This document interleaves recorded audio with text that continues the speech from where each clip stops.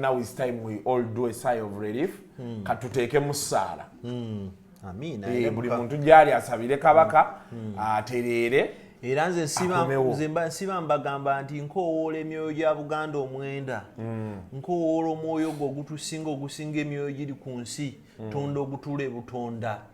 Nkowoola gwe Katonda ali mu nsi ne mu ggulu ne buli wantu wonna. Nkowoola bamalayika Mama Maria ekitegeera n'emyoyo gyonna egy'obutonzi mujjanjabe Ssemunywa oyo ekisikize kya Katonda ku nsi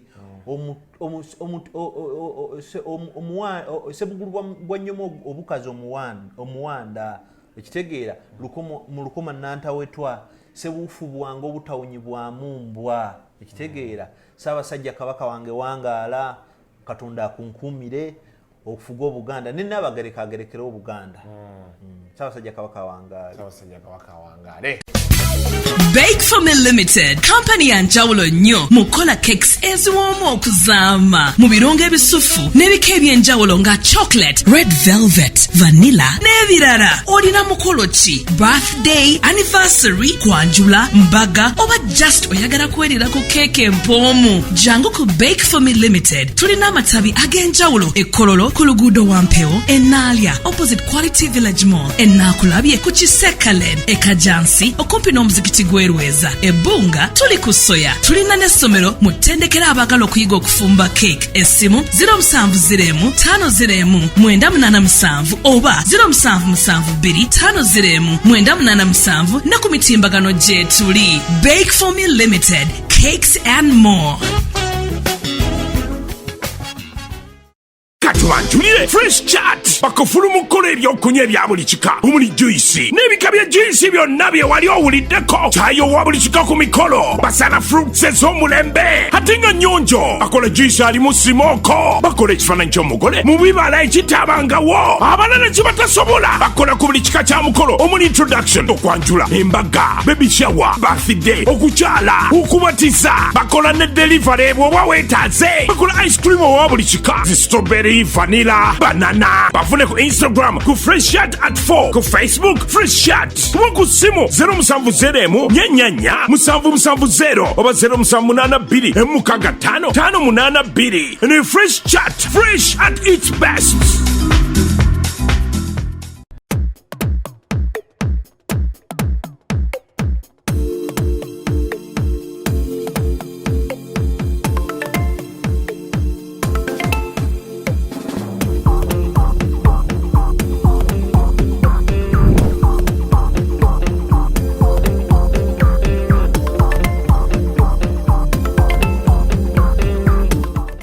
Welcome to yet another edition of Kasuku Live.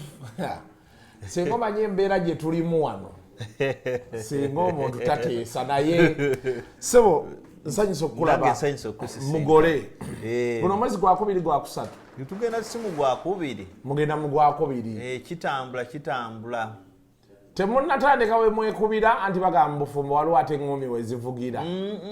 Bibaamu naye ate kakati mwalina okubamu alina okuba omukulu we. Mukyala ayinza okugamba kati nga julizi yangamba naye ku Sande obanga okola ki ne mugamba gwe ddi lw'otansaba ssente zikozesebwa waka. Kati bw'atandika nze nyina headset zange ennene nga nzidda ku music. Walina okubaawo the bigger person. Yes. Mu relationship. Notabeera awo ate naye kirala. Katonda yatuyamba netutesanga tuli banaku nnyo. Maye bufumbo butama muli banaku. Mukazi ng'akufudde piggy bank gwo kimanyi. Awo batotegeera. Okufuula piggy bank kitegeeza ki? Tewali munnyo, senga gundi yafudde, ate nze ez'enviiri, buli kimu nga kiri ku ggwe. Bitama anti kati obyogerako nga bakugamba mbusebo kati ani goyagala abimukolere. Anti abaagala obibakolerera bajja kubeera omukazi atalinaamu kasente awunya bubi.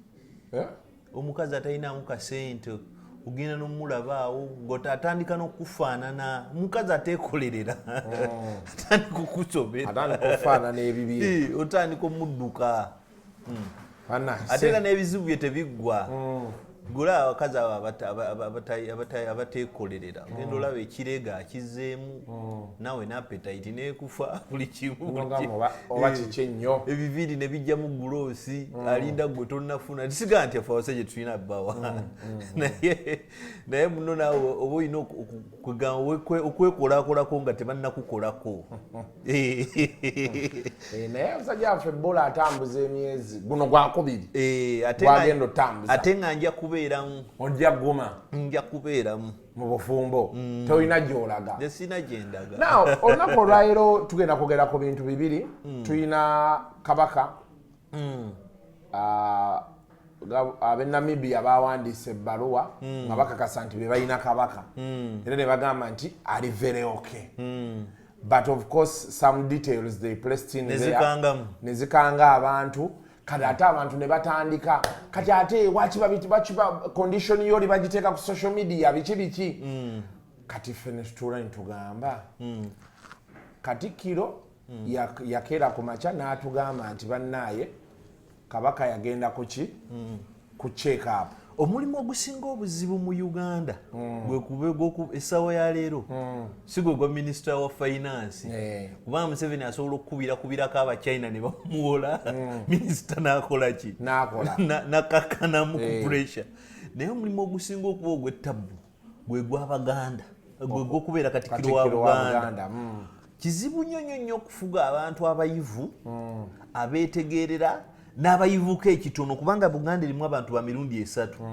mulimu abantu abeetegerera mu Buganda mulimu abayivu ennyo nga babuuza buli n'ebitabakwatako kati Buganda esinga abantu abagugumyeko gundi yayiga kuwandiika oli yayigayo ekigambo ky'Oluzungu yayiga okusiraidinga essimu aye netujja tufuna obuzibu nti era Buganda yesinga abantu abakwata ekkubo ne bagenda wabweru kitegeera bw'ogenda mu Buwalabu abantu abasingamu Baganda 80% Baganda bw'ogenda e Bungereza abantu abasingayo Baganda okujjako abaddirako abo Basoga kati kwata community e Boston ogenda okole census Abaganda bebasookayo abaana bakugamba nti ogenda okuli Omuganda akunoonyeza nti nze ndi Michigan nze ndi Saskatchewan nze ndi Manitoba bali eyo yonna bagira kati abasinga bayina obulumi abamu batambulira ku mboozi enkadde kati Abaganda abakulu batambulira mu mbeera enkadde nti bo bali sitaaka mulimu n'Abaganda abalowooza nti Muteesa bwe yakolanga ne Mutebi bw'alina okukola mu 2024 era waliwo Omuganda yazzaawo n'akomentinga ku bintu byange n'agamba naye ne Kabaka Mutebi naye atusobedde bamwanga nga baalwana ng'ayagala Kabaka alwane kati oli yerabidde nti Mwanga ali obwakabaka nga wa myaka 16-14 muvubuka amalala mangi ajeewulira n'akola ensobi nnyingi singa tetuli wano Buganda teyandibadde ku Uganda singa Kabaka abamu tebakola ki nsobi nnyingi kakati abantu abo okubeera ng'ofuga abantu we batyo oba ku buzibu nnyo and most important Abaganda bonna ng'obagasse balina ekizibu kimu okitegeera tukayita kanyampya jjula nti gonna mukka ekitegeera onajjula eri bwafuuwa gonna mukka Omuganda akukeere ku makya n'akugamba kino n'okikola ejja nagamba lwaki ate tokikoze bwoti nakola bwati full time job to deal with them but I would like to commend the Katikkiro bino bampita okugenda okumukyalirako ye enkola ya Katikkiro nti abasajja ba Buganda buwasa bakuwa platform ne bakuyita naadaba ku mukyala n'ababulirayo ekigambo we batyo nja mwebaza nti wano I've not seen a Ugandan who works under pressure like Oekitiibwa Katikkiro Charles Peter Mayiga kati Kasuku singa yagabaliisa anti nze era nalabye omwami ye Idris Kigundu yali akola ku Observer WBS Observer n'agenda ku Nile Post kati alina Beg Media BBEG Media yapostinze details z'ebbaluwa I don't know if it is cool for me to say those things again oyina reputation yo n'apostinga yakotte details ezimu abasajja balize bawandiise location ya Kabaka gyali kati na kiche bamujjanjaba. That's what I want to show. Awe nakayanyanidde naye ne mugamba nti mwami Kigundu bino wandikoze eki wandivuddemu ekyokusooka Kasuku si kya buntu era si kya mpisa omunnamawulire okulaga details z'abantu abamu for their safety. Kasuku ne bwemba mmanyi ewuwo sisobola kulaga nti omulyango namba bweguti ne namba plate yo ne namba y'essimu yo sisobola gigawa without your approval. Munse munjufu ekyo nno kikusibya n'okukola ki. Okay, but Buule, did you see the letter ya the government ya Namibia? Nedda letter yabadde ya embassy ya Namibia. Eyo mbadde nzayo tuyina nabadde nkuliza wali nti Abaganda abamu balina akajanja ak'ekisiru. Nalabye abasajja abakulu mu nsonyiwe n'abakazi abakulu okitegeera kimwakoze kiki mwabadde mukimanyi ebintu babikola babitegeera n'ebinaavaamu babimanya okitegeera naye ne basigala mu maaso nga bagenda bakola ki babitegeera. Omuganda yenna okwambala ekkanzu enteera okitegeera abeera agenda kusamira aba agenda kukongojja lubaale oba abeera agenda yafiiriddwa obanga musezi okitegeera. Kati ogenda onoonya Kabaka oli mu kanzu nteera bw'okungubaga bw'okolima bw'oyogera oluzungu olufu kyokka obeera Germany okitegeera otutta ekiwandiiko you are exposing the person you claim to love okitegeera ensonga zo kati tusoka tuflashing back Buule because me have not been following. Okay. Ezo video weziri producer ngenda kuwa ku video ezo okozeeko ensonga semasonga eza Buganda ettaano emu ku nsonga esinga okuba important ey'okukuuma n'okussa ekitiibwa mu Namulondo. Namulondo si Ntebe, Namulondo ye Kabaka. Tosobola kubeera ng'olowooza nti n'owa Kabaka ekitiibwa okitegeera ng'ate gwe gwagenda wali n'ogamba nti Kabaka wange baamubba Kabaka wange bamusiba okitegeera ng'ogenda mu embase mu bantu okweswaza. Okay, but let us get this straight because njagala tugende process by process. At the end of the day njagala tubeeko fena kyetuyiga mu bintu bino. So people especially in the diaspora omuliro gye gwasinga okuva ne gututuukako eno naffe ne tupiikinga vibe nga nze guno omulundi ogwokulala okujjako wano Katikkiro we yayogerera ku bali abaana b'essomero abaleeta ennyonyi zaabwe kubanja Kabaka saalimu guli ogwasooka maybe nalimu naye guno omulundi nensooka ne ŋŋamba wayi luli twaswala nga Katikkiro taddamu kunkuba gwakubiri tunniiru. So kati people said the Kabaka, because the Kabaka did not appear for Kabaka birthday run, he did not appear for his birthday celebrations. Bagenda okusaba eri.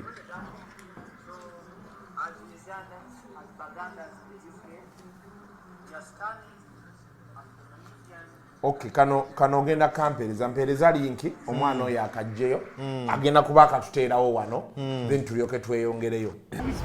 No. We have already done it.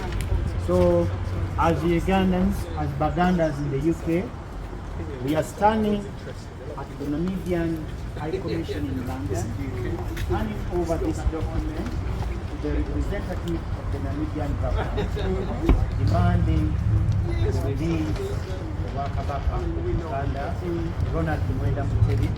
And we want to thank the officers from the High Commission who have received us in a very, very kind way. Yes. Signified way as well. In a very dignified way. We appreciate and thank you very much on behalf of the Ugandan community in Uganda and in the UK. We thank you very much. Thank you very much. Thank you for receiving. Thank you. I did a photo as well with the inside. I don't know why.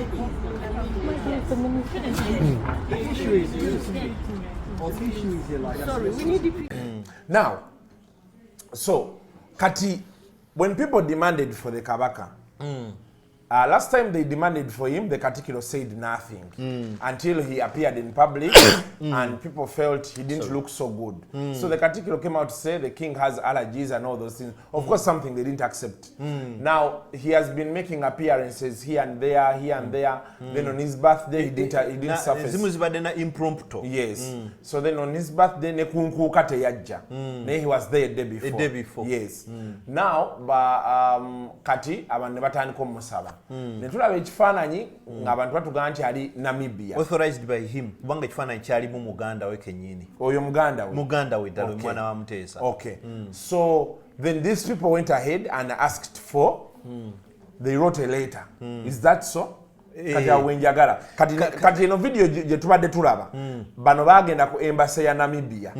Nga badimandinga okumanya Kabaka aliwa. Kabaka waabwe aliwa. Era bagamba ku mulyango gwa embassy bagamba nti Kabaka waffe bamuwamba ne bamusibira eyo. Okitegeera. So kati embassy. Bawayo ekiwandiiko embassy. Kwe kuwandika ng'ebawa details. Which details are not so good. Yes. They are bitter details. Yes, they are bitter details.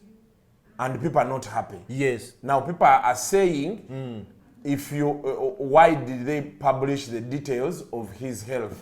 Anti kakati kyekyo kyenkugambye nti towadde ekitiibwa Namulondo oba bakuwadde n'otegeera. Kuba just to rewind kati ni Buule. Katikiro yavaayo n'atunnyonnyola ku birthday ya Kabaka the day before. Naga nti he's not well, he went for, he did not say he's not well. He said he went for a check-up. And we all refuse to believe him. So we all refuse to believe him. Now today, we are the same people who are saying they should not have released the details. Because man, okay, but for me, I'm going to be honest with you. And of course, we cannot blame the embassy. Why your embassy? Twagitekako pressure. Yes. Yo temanyi nti Kabaka simanyi biki yo tebimanyi. Yo yawandiise ekyo omuntu gwe mugamba Tumbuyina ali well, he's in our country, is at this facility being treated for this. Ekyasinza okumenya eweewo nti ali mu facility bwati bamujjanjaba ki. Awo togendawo nnyo wajja tumenya. It was terrible. Na kiri terrible naye kati tulina okumanya nti you can't chew and whistle.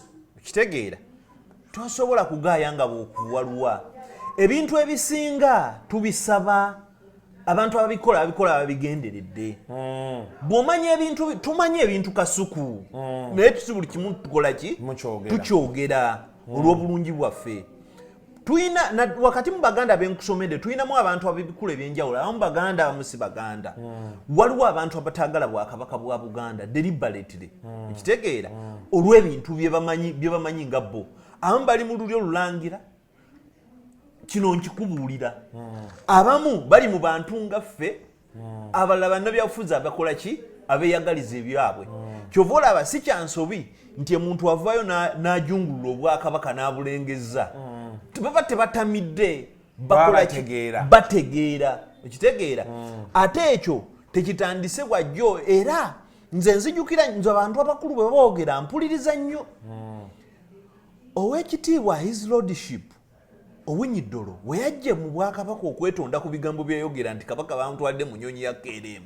Ayina ekigambo kyeyayogera yagamba tinjagala nnyo Obwakabaka naye waliwo abantu abavumira abantu mu Bwakabaka. Okitegeera abantu abo mulina obbeegendereza bwe mutaabagambeko baba bazibu nnyo. Yatugamba nti ewaabwe balina omusajja omukatuliki gwe bayita Yosefu Konyi. Konyi yagandika nkuvuma avuma bantu akola atyo yeegasendera kwena n'agamba ffe tusobola otutwala mu 7.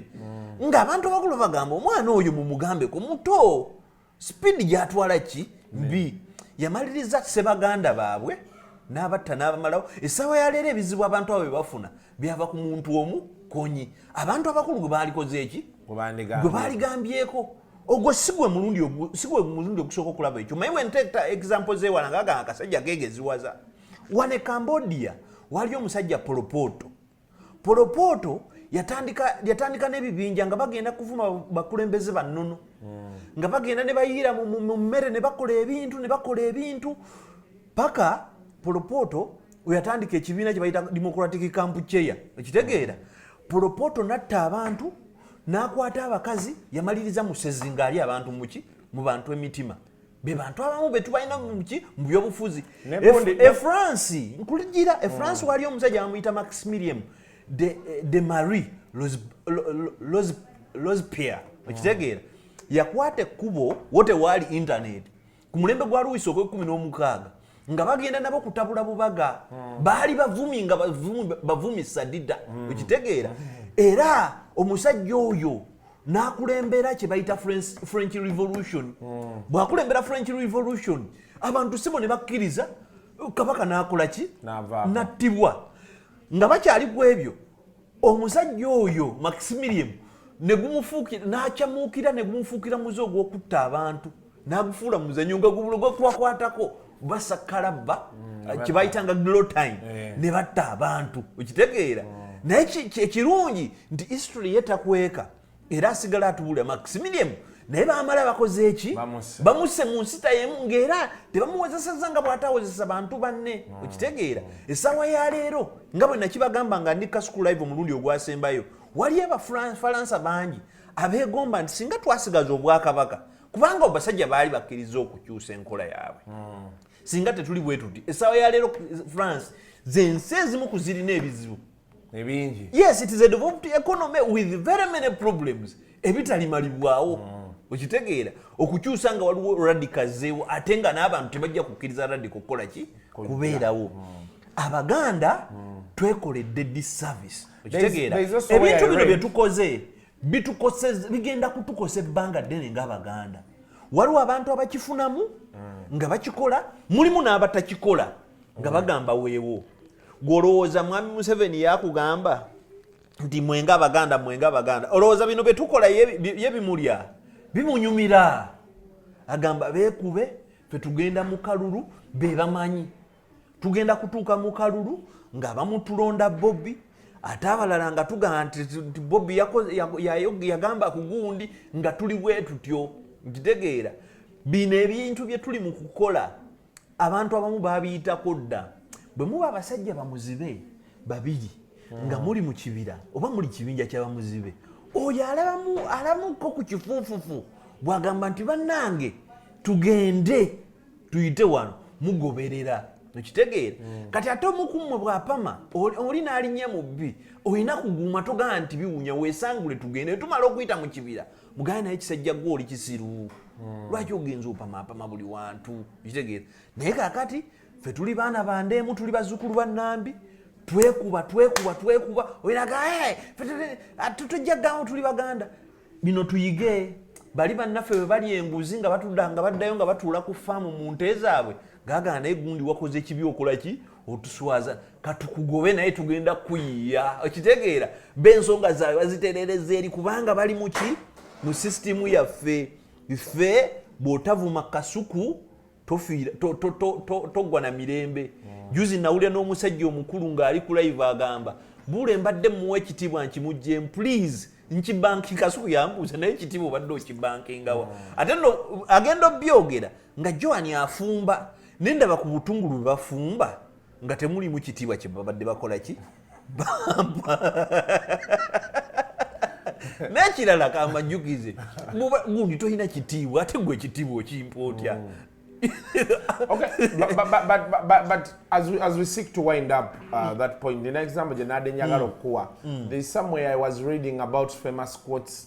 Ng'olyagamba nti bw'oba okyawaana nnyo democracy twagala okujjukiza nti democracy yaleeta Hitler oba okitegeera in reference ku biri by'addogan ne Hitler naye yatandika mpola propaganda ku gavumenti eyaliwo abantu ne bamwokya enduulu kasita yalinnya baati baamulonda n'afuna obwa chancellor bwe papa ebyaddako awo naye I think social media luli naliko live ya Junior TikTok ku Saturday abantu ne banga nti nali ntamidde nali sitamidde kye nali njogera nali nkitegeera there are things I'm not saying people can't express themselves naye waliwo analysis ate wezisukka tewali kintu kisinze kutunyiganga analysis nalaba leaders baffe kuba leaders baffe abamu they don't know how to stomach. Let me tell you, nze kankubere clear gwakitegeera ojja kitegeera, we are more opinionated than having conviction. Ekitegeera tetusimba sira ku bintu tulina kukola bituufu naye tulina ekigambo ku buli kintu. Ekitegeera, but let me tell you this, freedom of expression doesn't guarantee you guarantee you a freedom of being stupid. Ekitegeera, mulimu eddembe ly'okweyogera tetukufuula musiru. Ekitegeera, abamu tusukka ne twogera betukola ki betwogera. For instance, abamu bagenda kugira gundi Kabaka bamukuba empiso afaanane bw'ati. Kati kankubulire Kasuku, abantu abagenda mu facilities ezo okubudaabudibwa kitegeeza nti obulwadde obufaanana facilities ezo omanyi kyewalo kyogera nago kubanga bigirumya ennaku nti bwe buba baluma.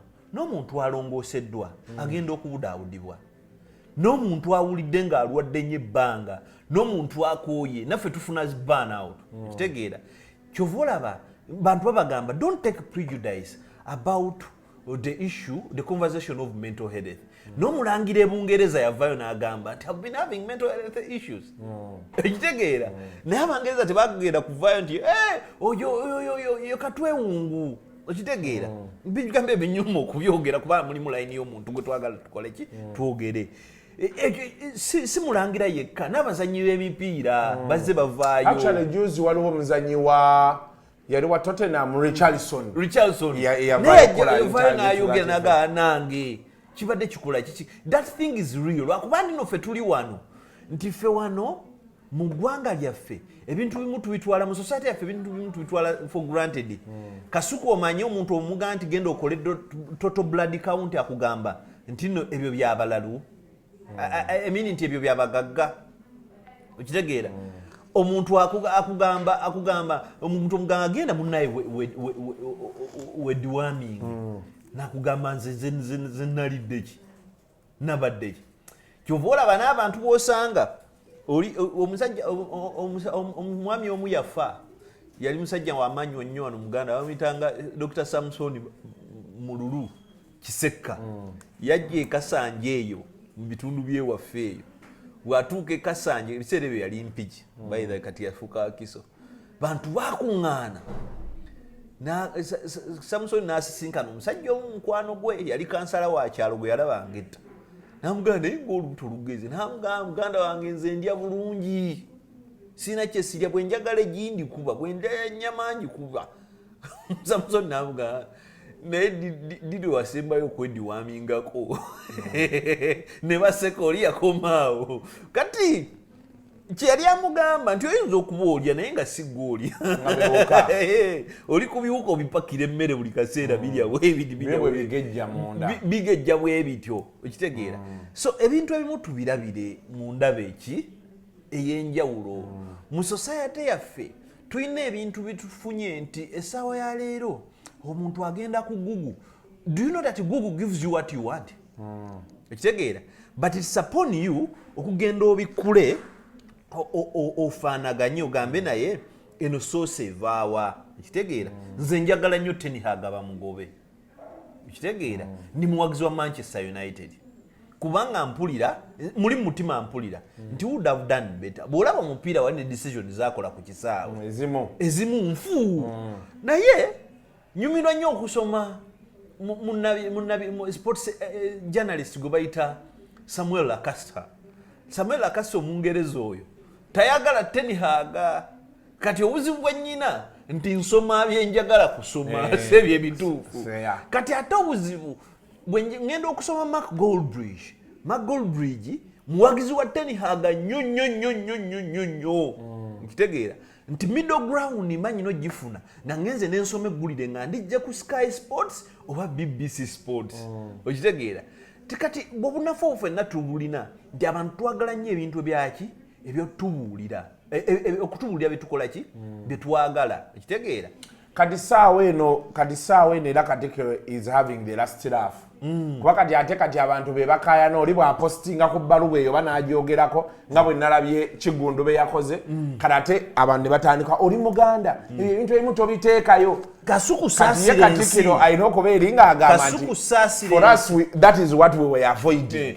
Mwene mugamba omusajja twamukweka kasukusaasira ensi singa owekitiibwa Charles Peter Mayiga ye yakutte ebbaluwa eyo oba yakwata obubaka obwo n'ajja n'agamba abanga Baganda Ssaabasajja aliwo ati ali mu ddwaliro bweriti ennyumba yesinga njokye ekitegeera kyovola abantu abamu bwe basirika okusikirika kuwangula bingi naye ate n'ekirala kye nasanze obuzibu atulaba Kasukulayo tuli mu nsi ndowooza nga abantu tebalwala nnyo abakulembeze naddala abakulu kati tetunakaminga to terms with nti omuntu omukulu akola kyalwala tulina ekizibu president waffe takola ki talwala oba bwalwala babikola ki alina bwakihandolinga kakati engati president Museveni gye tutamulaba nnyo ng'ali kundi ne batugambako n'abakulembeze abalala abanene kubanga tulina abakalidinaali tulina abalala abakulembeze b'amadini abamu tumanya bafudde tumanyi baseka baffe abamu umanya nti yafudde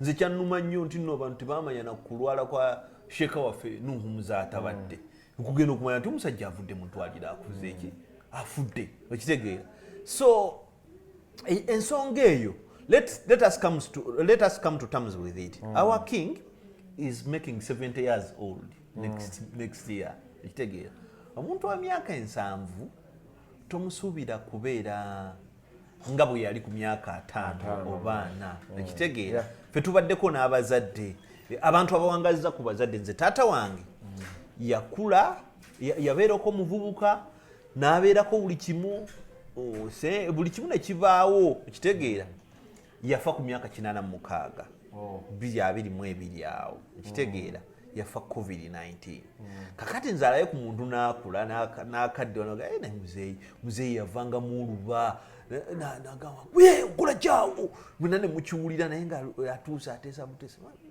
ne baana bange mwandikoze mutegeganga buli kimu kituusa life ayikyuka bino agenda ayogedde Kabaka nti akaddiye kyekituufu it is real nkitegeera aye naye kirala n'ennono y'okuwangaala mu bululi olulangira tebadde teriiwo nnyo era twebaza nnyo Katonda waffe omutonzi waffe tumwebaza ku lwa Ssaabasajja Ronald Muwenda Mutebi amutukuumidde era twagala akole ki amutukuumire okitegeera ebintu bino ebyokuwanuuza n'okwogera ebintu ebyo tubikomye ku mulembe gwa Ssekabaka Kiggala era abajjako Ssekabaka Kiggala nga bakwata omwana we bagamba Ssekabaka Kiggala akaddiye nnyo mulalu tategeera Ssekabaka Kiggala ne bamuggyako empewo za Buganda nkambwe ne zitta omwana wa Ssekabaka Kiggala ng'afuze emyezi nga 8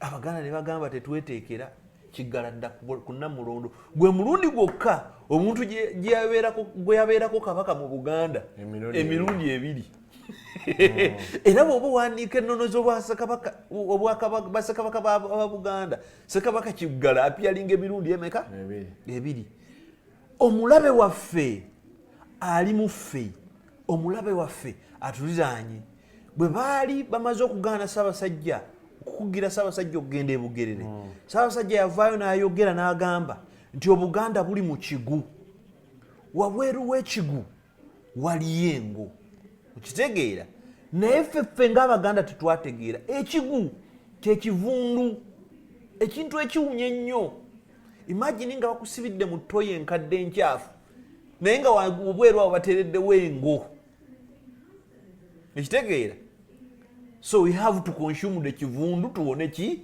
engo kubanga ekivundu osobola kiteeminga okusinga engo ekitegeera twerwaneko ng'Abaganda tuleme okweyogerera mulimu abantu n'olaba oli abamu tubamanyi nti ekyamujja Emmengo bujaje okitegeera abasajja babeeranga Emmengo ng'olw'okuba wa kitiibwa nga bagenda baali bagezi ne bamanya nti waliyo ebibanja eyo ku ttaka lya Bwakabaka sibo ne beeguza ebibanja okitegeera essaawa yaliro balina amataka mangi naye nga bageguza ku Bwakabaka mu byakiyaayi Ssaabasajja Kabaka yadde tayomba tavuma bantu takola ki mugezi bano bwe babagamba nti gundi mujjeeyo yabalagidde abategedde nti gundi muki mubbi abantu bagenda ne boogera kino kiwulire okigambe ne munno Oweekitiibwa Charles Peter Mayiga agenda okujja okufuuka Katikkiro nga basonda ssente z'amasiro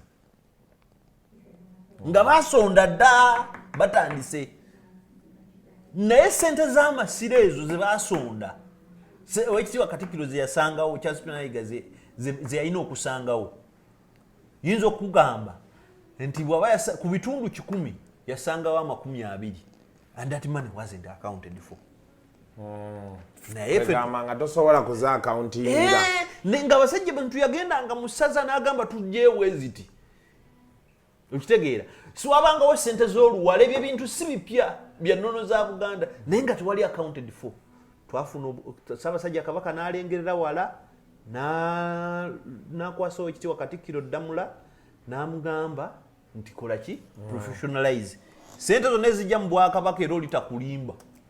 It is easy to trace kubanga Obwakabaka buwa omusolo okitegeera era omuntu atakuŋŋanya ssente n'azibankinga n'atagira tasobola kuwa musolo era gavumenti yandibadde yaggalaggalawo dde obutongole mu Bwakabaka naye bukola ki weebuli bawa omusolo bukola okitegeera so tuyige kyannaku nti Kabaka bwakuwa obwami kizibu obusuulawo era eyawusuulawo eyabuzira emboozi Abaganda bamanyi emboozi ya Sebugwawo ki tomanya nga mboozi ya Sebugwawo ki ndigikunyumiza so n'Oweekitiibwa Joyce Nampoza naye omukulu bamu ku bakadde baabwe omu yakuba Ssaabasajja obwami Abaganda ne banyiigira famire ebbanga ddene eyo famire ate gondi sigyavaamu tujja kugendayo story yo tamana emirundi yaginyumyako omusajja oba baali bakayanidde ki awalo kyetakkaanya nakyo naganza n'alizayininga abasajja banyiiga nti omuntu omutima omunafu singa yabadde mu kifo Mayiga waali singa yakizaayo anyway but now the thing is nekirala kamalize nakano nti banaye yadde tuli Baganda naye we are not supernatural beings yatutonda Katonda waffe y'omu kitegeera ng'oli musajja Mukatuliki nange ndi Mukatuliki Mukama yatutonda mu kifaananyi kye kitegeera kati bwatutonda mu kifaananyi kye atusuubira okubeera awamu era yekennyini yatuwa bino ebika ebikola ki ebitwawula toyina buyinza muganda wange toyina buyinza bugenda kukwata kalaivuko na kamera yo kitegeera kuvuma mwana kiweewa waffe gwe tulina jonjo nti oyo mwana Munyarwanda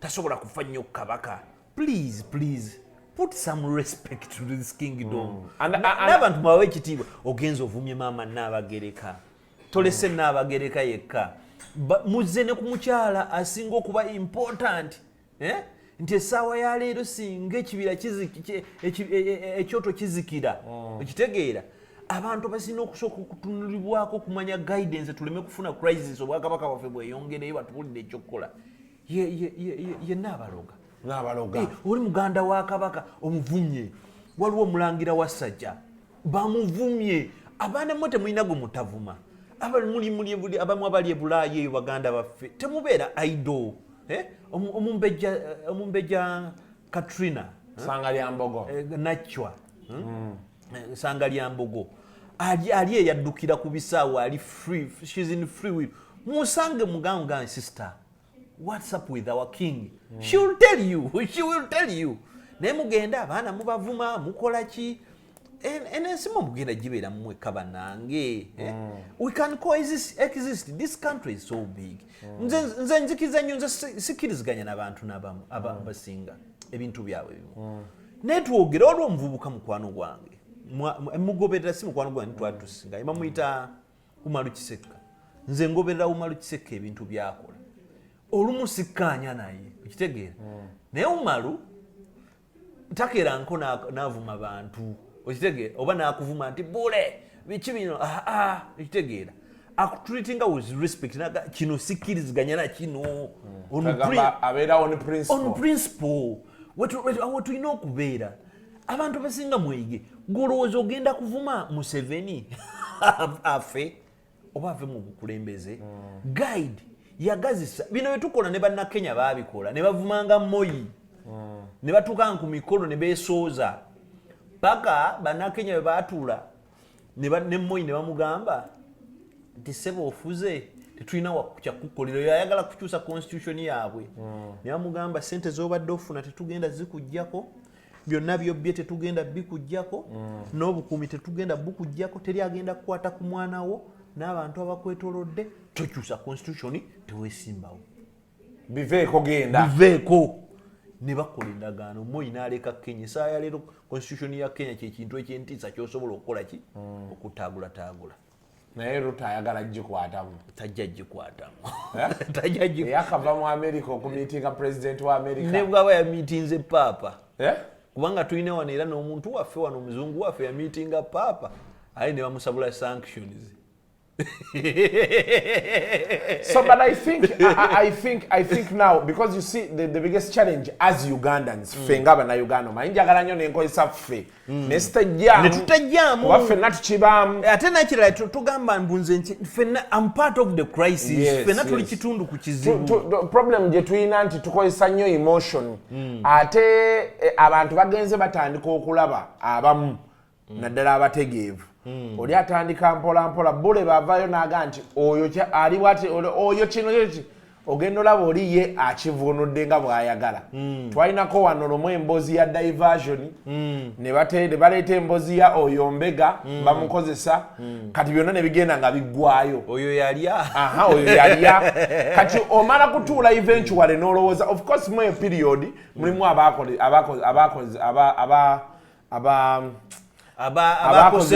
abakozesebwa ensobi nti oli kati oledde oli mu buwambe ogenda olaba omusajja atadde live oli mu kkomera kati nga bakutte bano abaana ogenda olaba oli mu kkomera oli atandise oyo tali mu struggle kabadi mbega alina abasajja bali ebiki kati abasajja abamu ne bakola ensobi ne basala ate ne badda eri nga balaba ate be babadde nabo eno sense of belonging kitagirina muchwa abandi bayiriddewo omubiri ate nga bakoze eki so oluusi as fellow Ugandans oluusi emotions zibeere ntini kintu sooka okirowoozeemu yes osobola okubeera emotional naye sooka okirowoozeemu ekyokubiri omwana teyagize naŋŋamba obulenzi yazzaawo omanyi kati abamuze sikyabaddamu yazze ku Twitter awo naŋŋamba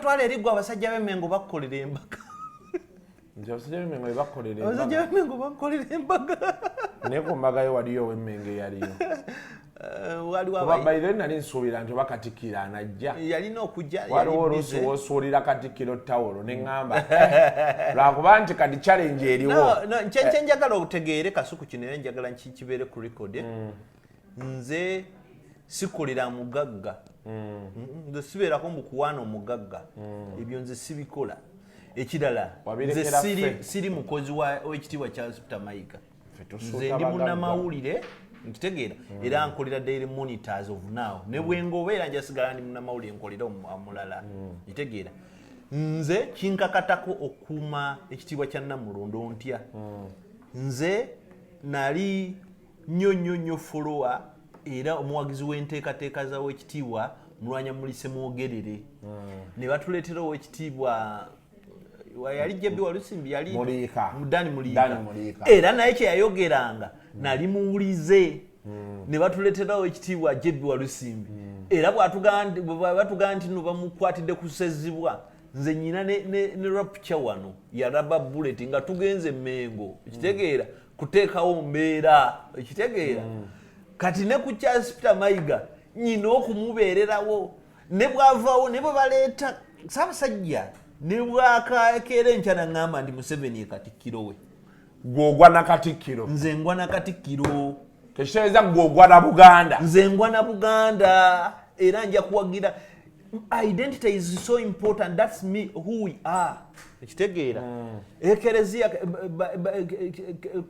bayibuli esomesa mu abavunula bayibuli egamba kintu kimu God family then ministry Katonda awaka family amaka n'obuweereza tosobola kuba n'amaka nga tolina kyoli tolina identity yaffe baganda is so important, it's so proud. Omanyi gwe kitegeeza okuba omuganda, it's so important. Nze nkyenyumirizaamu, teri muntu alinga nze, ekitegeera ndi muganda nkyenyumirizaamu, era nga bwe nkubiriza omuntu omulala tiwenyumirize kuba omunyolo, wenyumirize kuba omunyankule, wenyumirize okuba omugwera, omusoga, ekitegeera be proud of you who you are.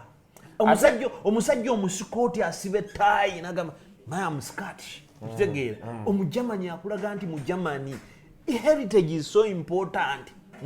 Mwenyumirize mu byo kiri. Ate n'ekirala muleme kugamba nze ng'ate bannaye ndi muganda mbasiggyewo space y'okuba munyolo, mbasiggyewo space y'okuba muki mukakwa, mbeera kyoli ate kyenyumirizeemu. Abaganda be balina bino ebintu era simanya biki bw'oba oyagala omanya heritage culture amaanyi gaayo gwe yingirako mu ofiisi osanga omusoga oba omunyolo oba omulugwala ng'asanze mu lugwala munne. Ne bw'obeera kuba traffic, nze kati njagala okukubulira oyagala obutawa traffic kasente omuyiteko, gwe beera omusoga osanga omusajja taaga ng'eriko wayiswa, ne bw'obeera muganda oga baba okoba ki essanyu lyaba nalyo abatandikirawo buti oli wakamuli wayiganga ng'atandika mpera no buti ndi wa idudi ndi bwa bupaddengo ne batandika traffic office agenda kumaliza gati ojawa olanga wabiji genda busa agenda nakugawa waliwo obusaada emboozi yonna neefuuke nga kwegamba mulimu kino. Nze taata wange yagenda e South Africa nga muganda wange baira wajuweza emyaka 22 bukyanga muganda wange afuna obufaada Reverend Father Vincent Robert Bwete. Kati Father Robert Bwete baba mu obufaada taata yagenda e Cook Study mu Durban nga muganda wange agenda kuli obufaada. Taata yagenda ayambadde kanzu, musajja muwanvu, ndi basajja wanvu, ekisuuti ekugwako bweti n'ogumira. Taata musajja amulaba ku kisaawa amugamba sebo oli muganda. That was the best thing. Taata kyayogerako mu travel gya traveling. Yajja natugamba nange nasanze omuntu n'ayogera Oluganda nga ndi ku mawanga nempulira ng'ensi yonna ngikutte ngisitudde bwenti ne tunyumya nempulira ng'essanyu limbukadde ntegeera. Naye muganda wange ali eyo katugeze oli Ottawa awo nno kumpi ndowooza waliwo abaliwo oli gy'oli yonna oba oli Quebec eyo mu byalo n'ojja ogwa ku muntu nga ye kakalaamu n'agamba muganda wange osiibye otya. Ekintu ekyo kiwuliramu bwe kikuwulira mu matu owulira ng'oli waka. Yes, nze Flavia Namulindo yaŋŋamba wano brother we yatuuka n'agenda ku America. Anko Matovu emboozi gye baanyumya ekiro eyasooka yawulira ng'ali eggomba ate kati wegegattako bakeizi bawulira nga abatudde wali mu kati ku National Theatre banyumya. Language is important, my friend.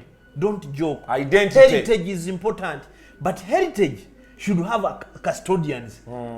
Which custodians are the leaders? But tunabakuba ne heritage tejja kukola ki? Kubeerawo.